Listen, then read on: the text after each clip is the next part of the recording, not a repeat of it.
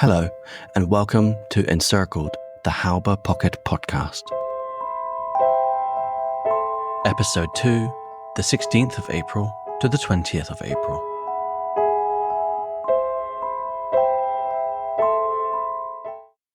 Before we can dive into the story of the Halbe Pocket itself, we have to understand why the German Ninth Army became trapped within a pocket in the first place. And to do that, we have to wind the clock back to early April 1945, when the plans for the final Soviet assault on Berlin were being finalized in Moscow. Because the competing plans put forward by the Soviet commanders in charge of that assault led directly to the formation of the Halbe Pocket in late April 1945. So in April 1945, we've seen almost 4 years of meat-grinding battles across the bloodlands of Eastern Europe. The Soviets have now reached the gates of Berlin, and they stand poised, ready to unleash their final assault on the fascist lair.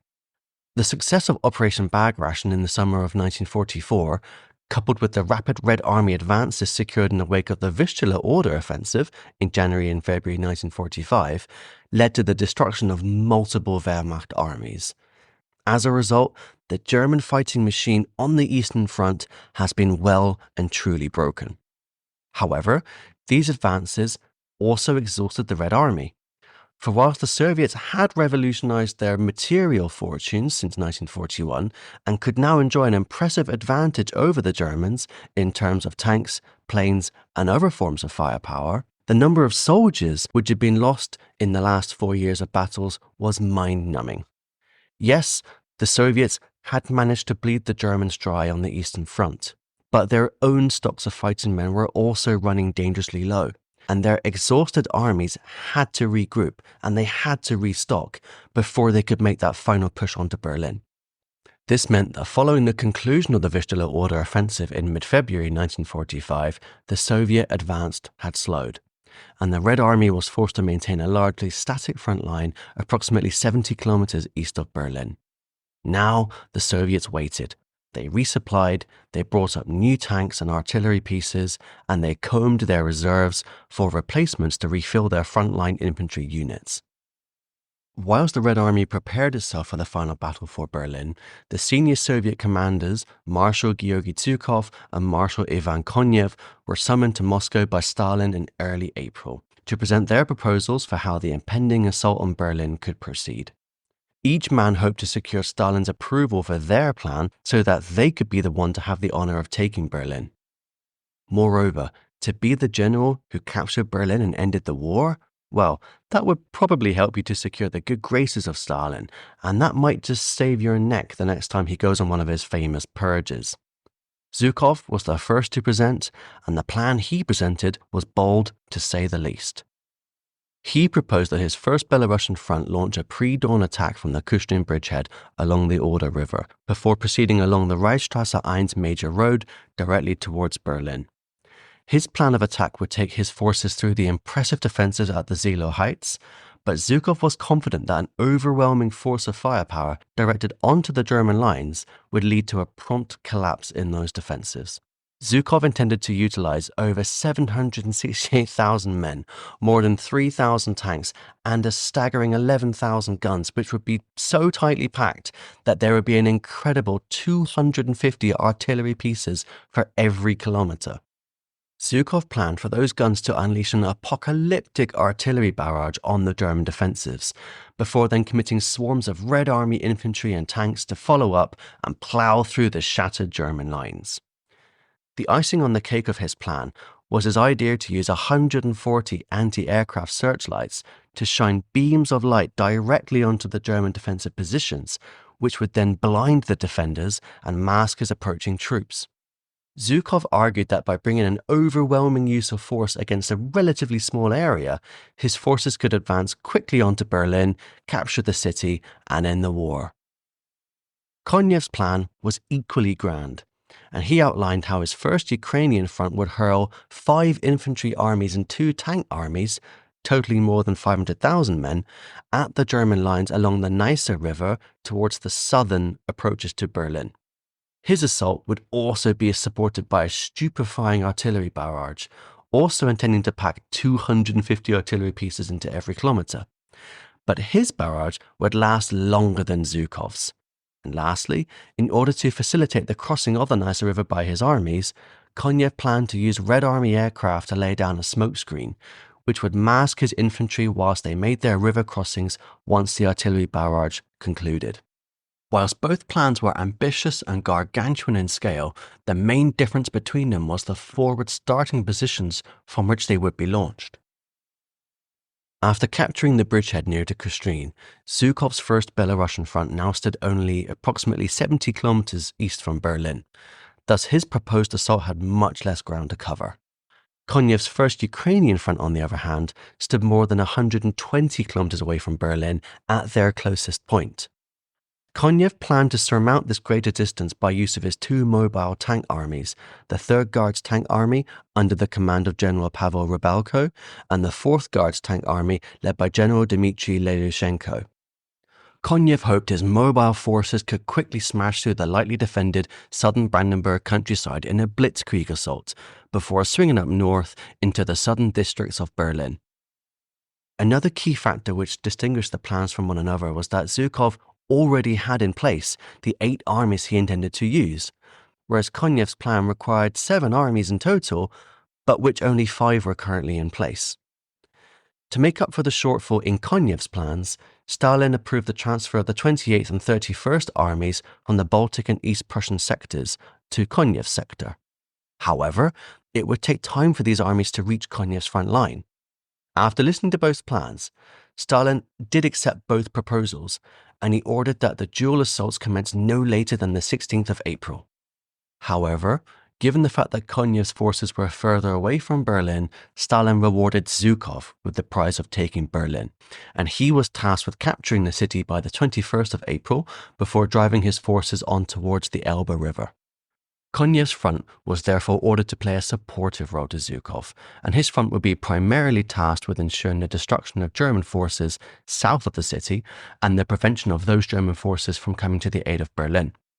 Once this had been achieved, Konyev's forces would then move on to attacking and occupying the cities of Dresden and Leipzig before finally linking up with the Americans in the west. To support Zhukov's and Konyev's plans, and to ensure that the final destruction of Berlin was as thorough as possible, Stalin went into overkill mode, and he sanctioned another supportive attack from Marshal Rokossovsky's 2nd Belarusian front to the north of Berlin. Whilst Rokossovsky's forces would not participate in any direct assaults on Berlin, his 314,000 men would time their attack to start a few days later than Zhukov's and Konyev's. His attack would seek to tie down any forces in northern Germany which might attempt to relieve Berlin, before then also moving westward to link up with the British. This meant that in total, the combined firepower of the 3 different fronts stood at a mind-boggling 2.5 million men, 41,600 guns, 6,250 tanks and self-propelled guns, 7,500 aircraft, and 3,255 Katyusha rocket launchers. Yeah, that would probably get the job done. On paper, it looked as if Zhukov had won the day, and that Konyev would be relegated to the sidelines in the final assault on Berlin. However, Stalin, the seasoned manipulator, had one more trick up his sleeve. Mindful of the rivalry which existed between the two men, and eager to play the men's ambitions off against each other, Stalin leant over the map on the table and drew a dividing line between Zhukov's and Konyev's forces. The line he drew led from the front line between the 2 Soviet fronts and continued into Brandenburg before stopping close to the small German town of Lübben, 60 kilometers southeast of Berlin. Whilst this dividing line was meant to simply demarcate the extent of areas in which both fronts could operate, so as to avoid any overlap and confusion with the forces on the ground, Stalin had deliberately drawn a short line on the map. By having the line stop at Lübben only, Stalin was purposefully choosing not to create a dividing line all of the way across Brandenburg towards the American positions on the Elbe River. A longer black line would have been clearly understood as an insurmountable boundary in the operating areas of both fronts. However, because the line only ended at Lübben, Stalin was subtly throwing down the gauntlet to Konyev and giving him an opportunity to perhaps seize Berlin before Zhukov, provided his forces could reach Lublin quickly enough, as that would then enable them to swing north into the southern districts of Berlin. To hammer home the point, Stalin instructed Konev to ensure that his tank armies would be ready to attack Berlin from the south if the German resistance at the Seelow Heights proved to be too strong and Zhukov's forces became bogged down there. The decision by Stalin to explicitly incentivize a rapid advance from Konev's First Ukrainian Front across southern Brandenburg would have a direct impact on the fortunes of the German Ninth Army, and it would lead to their later encirclement at Halbe. With the final assault plans for Berlin agreed upon, the meeting ended. Zhukov and Konev returned to their respective headquarters, and they began to put their plans into motion. Whilst the Soviets were putting their final touches to their offensive plans, the Germans were simply trying to muster up whatever forces they could to face the impending onslaught. Colonel General Gotthard Heinrici, one of the Wehrmacht's preeminent experts of defensive warfare, had been given command of Army Group Vistula, and it was therefore his responsibility to defend the eastern frontier of the rapidly collapsing Reich. Army Group Vistula was composed of the 3rd Panzer Army, which was tasked with defending the northern approaches to Berlin between Stettin and Schwedt, and also the 9th Army under the command of General Busse, which was stationed directly eastwards of Berlin in and around the Seelow Heights. Fighting alongside Army Group Vistula would be the 4th Panzer Army, who, whilst technically part of a different army group, Army Group Centre, would nevertheless end up playing a vital role in the upcoming battle, as they were positioned on the southern end of the defence line along the Neisse River. This meant that they would be facing Konev's First Ukrainian Front. In any case, given the 9th Army's position at the Seelow Heights, it would be the 9th Army who would therefore face the full force of Zhukov's First Belarusian Front. At this late stage of the war, the German military was a shadow of its former self. Manpower had been depleted after almost 6 years of heavy fighting across Europe, experienced battle-hardened troops were at a premium, and armies had been smashed and reconstituted so many times that they barely resembled anything close to a coherent and experienced fighting force. Ammunition was low, fuel was even lower, and the motivation to fight was quickly draining from the men. In many cases, it was the fear of Nazi retribution from their own side, coupled with an intense fear of Soviet vengeance from the other side, which forced the common soldier into continuing the fight. On the eve of the Soviet assault in Berlin, the 9th Army consisted of the 101st Corps, the 56th Panzer Corps, the 11th SS Panzer Corps, the Frankfurt Oder Garrison, and the 5th SS Mountain Corps. Whilst the inclusion of supposedly illustrious units such as the 56th Panzer Corps hinted at the past prowess of the Wehrmacht, at this stage of the war, the resources which could be scraped together for the 9th Army were pitiful.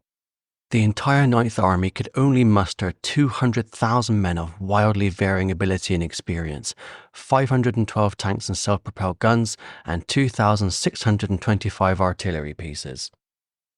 Air support, if it appeared at all, was minimal at best, due to a lack of fuel and trained pilots. Zhukov's First Belarusian Front, on the other hand, was planning to attack 9th Army positions with a force that was at least 4 times larger in terms of manpower and 6 times larger in terms of tanks and artillery pieces. The Soviet troops were highly motivated, eager to enact revenge on the hated fascists, and they were desperate to secure their part in the glory of capturing the Nazi capital.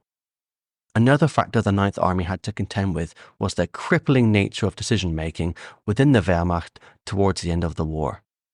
Because in late January 1945, Hitler had issued a Führer order, which severely limited the Wehrmacht's ability to operate independently on the battlefield. The order demanded that commanders-in-chief, commanding generals, and divisional commanders personally report to Hitler the following: every decision to carry out an operational movement, every attack carried out in divisional strength and upwards which did not conform with the general directives laid down by German High Command, every plan for disengaging or withdrawing forces, and every plan for surrendering a position, a local strongpoint, or a fortress. Whilst all of the directives outlined in this order would severely limit the effectiveness of the Wehrmacht to handle evolving situations on the battlefield, the demand that any withdrawal of forces must be reported to and approved by Hitler led to the inevitable situation where Hitler would consistently order armies to stand fast and hold their positions, even if this risked their annihilation. This mad restriction on any withdrawal would prove deadly to the Ninth Army in the upcoming battles. Despite their lack of manpower and firepower, and despite the insufferable grip Hitler had on their operational command, the Ninth Army used the time which had been granted to them by the unexpected Soviet halt along the Oder in early 1945 to construct impressive defensive positions around the Seelow Heights. The Seelow Heights were a range of low-lying hills ranging from 30 to 60 meters high, overlooking the western floodplain of the Oder River close to the town of Seelow in East Brandenburg, roughly 70 kilometers east of Berlin. To capitalize on the natural defensive qualities of the Seelow Heights, Colonel General Heinrici ordered the construction of 3 separate defensive lines to be built within the hills. These defensive lines consisted of tank traps, anti-tank artillery pieces, and a myriad of trenches and bunkers. Thus, the Seelow Heights and their impressive defensive network represented the last significant defense to Berlin. If the Ninth Army failed to hold their positions, and Zhukov's forces broke through, the road to Berlin would lay wide open, and the city would fall. No pressure. On the 16th of April at 3 a.m. Berlin time, or 5 a.m. Moscow time, the Soviet onslaught began with one of the largest bombardments of the war, as Zhukov's forces rained all manner of hellfire down onto the Ninth Army defensive positions at the Seelow Heights. However, Heinrici, employing a tactic which he had used multiple times before on the Eastern Front, had ordered his frontline troops to evacuate their forward positions, thereby reducing the effectiveness of the Soviet bombardment. After 30 minutes, once the bombardment had ended, the German defenders simply reoccupied their frontline positions and waited for the inevitable follow-up attack from massed ranks of Soviet infantry and tanks. When the infantry and tanks proceeded to charge, Zhukov gave the order to illuminate the battlefield with his impressive searchlights. However, the intensity of the lights did more to blind Zhukov's own troops rather than disorientate the Germans. Moreover, the thick blanket of dust and smoke which had been thrown up into the air by the initial bombardment created an impenetrable smokescreen which caused the searchlight beams to bounce back onto the attackers, silhouetting them and making them easy targets for the German defenders to pick off at will. Orders were passed back from the frontline commanders to turn off the searchlights, but these orders were then countermanded from the rear and the searchlights were switched back on again, adding to the confusion and causing night blindness amongst the attacking troops. This chaotic opening to the battle proved to be an ominous sign for Zhukov's forces, who, far from enjoying a rapid advance through smashed-up, demoralized German defenders, were instead forced to endure a 4-day-long slog through multiple lines of defensive traps and fortifications. The German defenders, while suffering incredible losses and going half mad from the intensity of the constant bombardments, nevertheless staged a dogged defense of their positions, and they were somewhat buoyed by their ability to inflict heavy losses on the Soviet attackers. Zhukov's advance slowed to a snail's pace, and every yard of ground was paid for with an unexpected and shockingly high price in terms of blood. Whilst Zhukov's forces were making slow progress at the Seelow Heights, Konya's 1st Ukrainian Front launched their assault at 4 a.m. Berlin time or 6 a.m. Moscow time. Konyev's artillery unleashed an impressive barrage, which was backed up by Red Army Air Force planes carpet bombing the German defensive positions.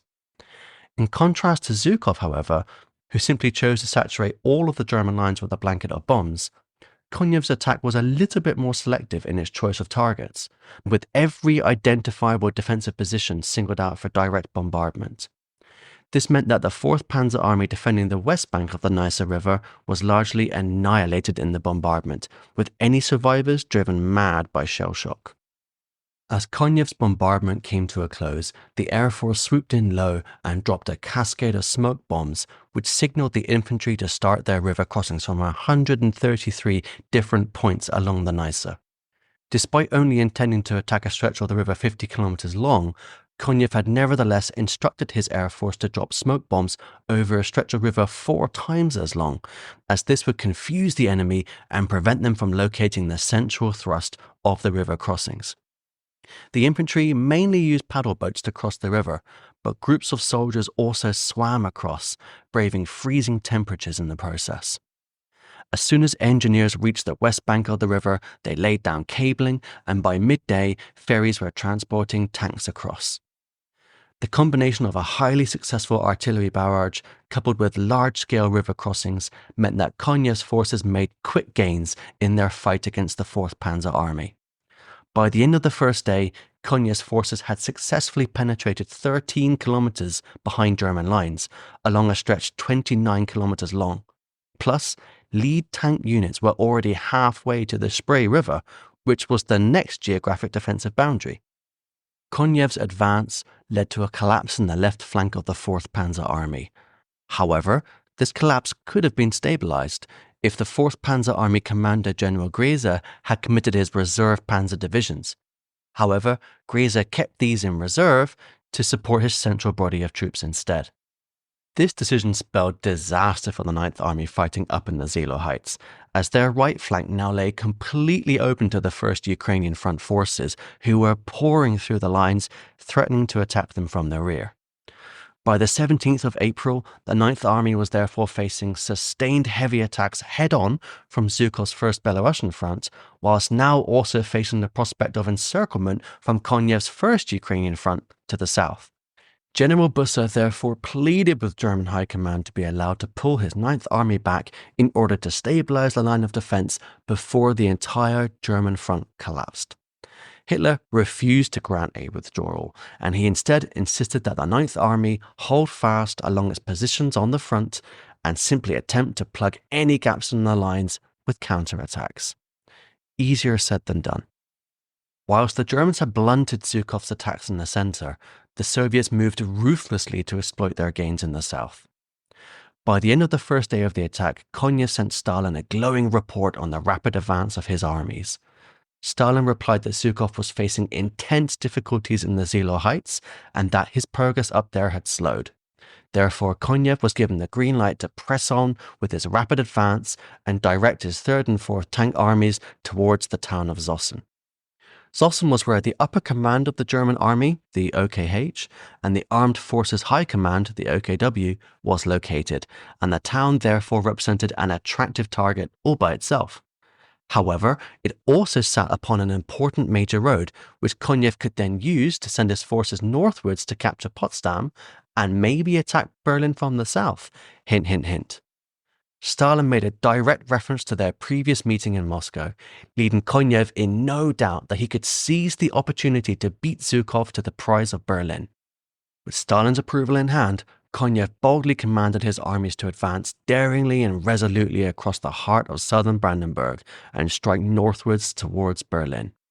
Spurred on by Konev, the 3rd Guards Tank Army spearheaded the advance, and by the 17th, they were bypassing German strongpoints and pushing beyond the Spree River. By the 18th, they had reached 35 kilometers beyond the Spree, and on the 19th, the 3rd Guards Tank Army took the town of Beirut, only 20 kilometers south of Zossen. On the 19th, due to Stalin's concerns that the Americans might also launch an attack on Berlin from the west, Konev ordered General Rebelka's 3rd Guards Tank Army to strike into Berlin immediately, and some of his lead tanks reached the Teltow Canal, the city's southern defense line, the next day. Meanwhile, the 4th Guards Tank Army under General Lelushenko had also struck deep into German territory, and by the 19th they were rapidly approaching Jüterbog and Potsdam. Whilst Konev was breaking through in the south and going full speed across the Brandenburg countryside, Zhukov took 4 days to overcome the German defences in the Seelow Heights. The accumulative meat-grinding effect, however, of artillery salvos, wave upon wave of charges from Red Army infantry, and constant bombardment from tanks, planes, and Katyusha rockets did finally ensure that by the evening of the 19th, the 9th Army's final defensive line protecting Berlin was breached in 2 places, and this allowed the Red Army to pour troops through the German lines. The cost to Zhukov's forces, however, had been high, with 33,000 soldiers dead and 743 tanks destroyed. But these were losses which could be absorbed by a monolithic Red Army at the height of its resources and powers.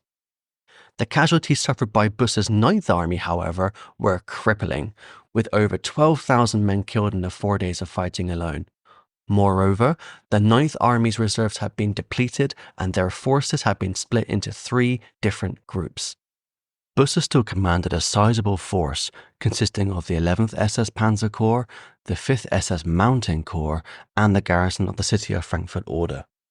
But the capture of Rietzen by the Soviets on the 19th of April had forced the remains of his 101st Corps to retreat towards Bernau, north of Berlin. Moreover, the 56th Panzer Corps under General Weidling, which had borne the brunt of Zhukov's attacks along the centre of the Ninth Army lines, had also become separated from the main body of the Ninth Army after it was pushed back towards the eastern outskirts of Berlin. The rupture in the lines of the Ninth Army, along with the massive casualties they had sustained during the battle, ensured that the Ninth Army no longer constituted any effective fighting force capable of opposing the Red Army. The only option now was to somehow preserve what artillery, motorized vehicles, tanks, and men they had left. Recognizing the impending destruction of the Ninth Army between 2 Soviet fronts, and arguing that the Ninth Army, due to its pitiful state and greatly reduced resources, was unable to play any further meaningful role in the battle anyway, General Heinrici repeatedly pleaded with Hitler to allow the Ninth Army to abandon their hold-fast orders along the Oder River and fall back westwards. Heinrici even went as far as threatening to resign his command if the Ninth wasn't allowed to pull back. Hitler refused Heinrici's plea, and he ordered the Ninth Army to maintain their positions, whilst also promising to send reserves to close the gap on the Ninth Army's right flank. Hitler was of course living in cuckoo land, and both Heinrici and General Busse knew that Hitler's order was likely going to cause the destruction of the Ninth Army. However, Heinrici and Busse were hamstrung by the German command structure, and neither man wanted to outright disobey a direct order from Hitler. At least not yet. This meant that unless Hitler sanctioned a withdrawal of the Ninth Army, Busse was unable to order a full retreat himself. However, the reality on the ground was that by the 20th of April, the Ninth Army was already being pushed back by Zhukov's forces anyway. Busse couldn't stop the Soviet advance, and he was instead reduced to trying to desperately maintain a defensive screen against the Soviets on his northern flank, whilst keeping open the lines of contact with the Frankfurt Oder garrison. Despite the severity of the losses the Ninth Army had suffered, they received some reinforcements, as the 5th Corps from the 4th Panzer Army had been pushed northwards into the Ninth Army's lines, and they were formally transferred to Busse's command. This reinforcement was just window dressing, however. The Ninth Army still faced a disastrous collapse in the centre, combined with an impending encirclement from the south. Yet, Busse couldn't order a large-scale retreat without Hitler's approval. But whatever the farcical state of the decision-making process, events on the ground were moving much faster than the German command could anticipate, with the speed of Konev's advance meaning that his 3rd and 4th Tank Armies were already knocking on the door of South Berlin. This advance was already limiting how far Busse's forces could retreat anyway, as Konev's tank armies stood directly in the path of any potential withdrawal. The truth was, there was nowhere safe for the Ninth Army to withdraw to. The only option left to them, as they were being pushed back by Soviet forces, was to pass through the Spreewald area of Brandenburg to the south of Berlin. Busse thus sought to strike a balance between gradually withdrawing his forces away from the frontal pressures of Zhukov's attack, whilst not being seen to be retreating on a large scale in defiance of Hitler's orders. Therefore, by the evening of the 20th of April, the Ninth Army slowly started withdrawing its remaining forces in a southwesterly direction towards the Spreewald area, towards a small town which hitherto had largely been untouched by the war, the town of Halbe. Since the start of 1945, Halbe, like many other towns behind the front lines, had heard the explosions and gunfire from the advancing Soviets creeping closer and closer. Halbe had a wartime population of around 1,200 people. And to give you an idea of the increasing apprehension and the difficulty of daily life for Halbe's residents in the final months of the war, I would like to finish this episode with an observation from Willy Heinecke, a 16-year-old at the time, but who would later go on to become mayor of the town. In the summer of 1944, the Allies embarked on their invasion of the Atlantic coast. While the war was already lost, many people refused to believe this to be true, or they put on a show of confidence to calm each other down. In Halbe, as in the Reich as a whole, a provisional militia, the Volkssturm, was formed from October 1944 with all men between the ages of 16 and 60 called up to register at the local town hall. I was one of those waiting in line. The Red Army reached the banks of the Oder early in 1945. The Volkssturm was sworn in. We were trained in how to operate a Panzerfaust, and once I even got the chance to fire one. This, I asked myself, is supposed to do the trick and hold off the Soviets? One of our units was charged to construct defensive positions in Halbe. We dug foxholes and we laid anti-tank defenses all around the city. Halbe itself had to face its own challenge, housing a stream of refugees with some 1,000 people passing through every night. Many of them arrived with carts brimming over with whatever possessions these people had managed to gather before fleeing their homes. Others just pulled along a sparsely filled hand wagon. Each morning, they were ordered to move on and make way for the next batch. Few of them had a destination in mind. West was the single word etched into their consciousness. Understandably, ever since January 1945, the population had been feeling increasingly worried. With the daily din of shelling and explosions near the Oder growing to a crescendo, the question on everyone's lips was, what will happen to us? Where should we flee to?